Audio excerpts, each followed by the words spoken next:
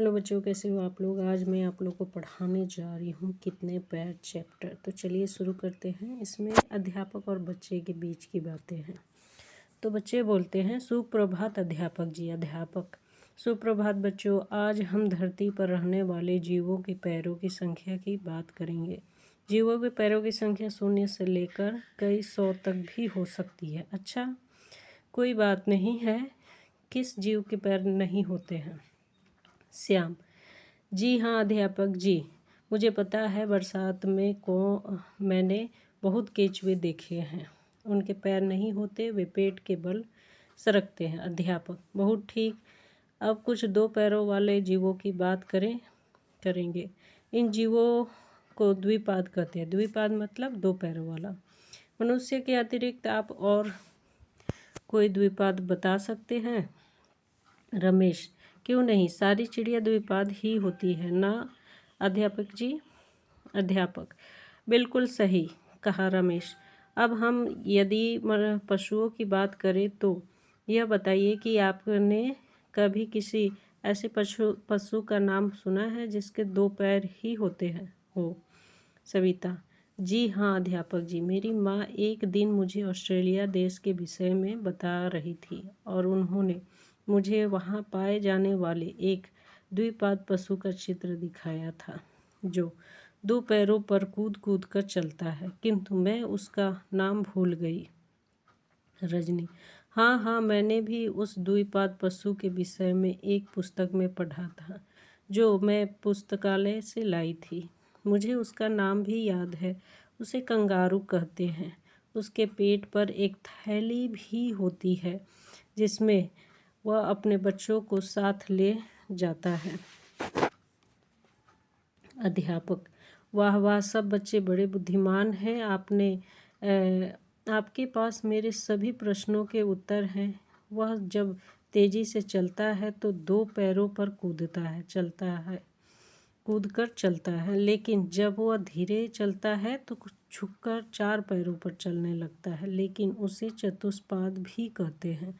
चतुष्पाद means 4 पैरों वाला। और कभी कभी आगे बढ़ने के में वह अपनी पूंछ का भी उपयोग करता है, इसलिए उसे पंचपाद भी कहते हैं। पंचपाद मीन्स 5 पैरों वाला। वैसे अधिकतर पशुओं के तो 4 पैर ही होते हैं, जैसे गाय, भैंस और समीर बोला कुत्ता, बिल्ली, घोड़ा। बीना बोली बकरी, गधा, बंदर।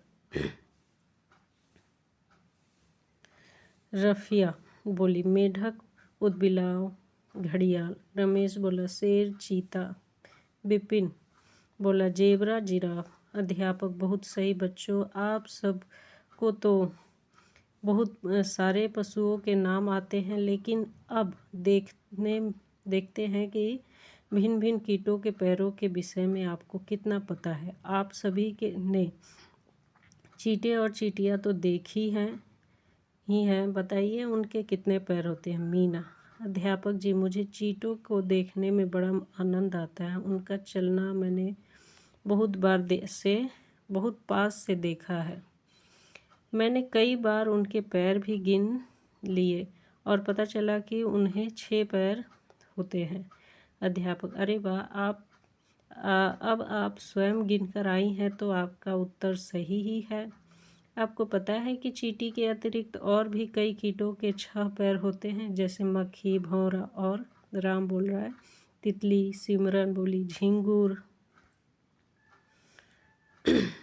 अध्यापक, शाबाश बच्चों, बहुत सही कहा।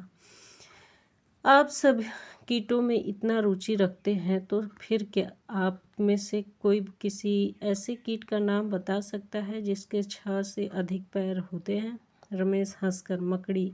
सविता, हाँ, मकड़ी के तो 8 पैर होते दिखाई देते हैं जब वह जाले पर चलती है। अध्यापक, बिल्कुल सही बताया। अब मैं आपको एक और ऐसे कीट के विषय में बताना चाहता हूँ जिसके 30 से लेकर 382 तक पैर हो सकते हैं, अर्थात 15 जोड़ी से लेकर 191 जोड़ी तक पैर हो सकते हैं। इस अद्भुत कीट का नाम है कनखजूरा। आप में से किसी ने कनखजूरा देखा है? सब विद्यार्थी नहीं। अध्यापक वास्तव में घरों में इनका मिलना कठिन है। ये अधिकतर ऐसे स्थानों में रहते हैं जहाँ सीलन और अंधेरा हो, जैसे गीले पेड़ों के तने के अंदर या गीली घास या पत्तों के ढेर के नीचे। पर सोचने की बात यह है कि इतने सारे पैरों वाले कैसे चलता है। ये किसने लिखा है बच्चों? मंजुल भार्गव ने। थैंक यू बच्चों।